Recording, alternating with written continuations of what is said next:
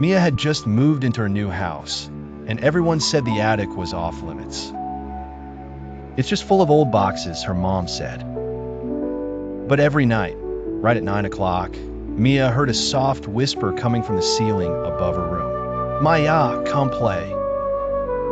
At first, she pulled the blanket over her head. But on the fourth night, curiosity won. She grabbed her flashlight and climbed the creaky ladder to the attic door. Inside, dust floated in the flashlight beam.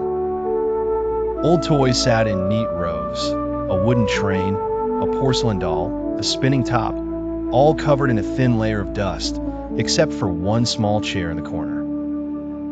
That chair looked freshly dusted, like someone sat there every day. "Hello," Mia whispered.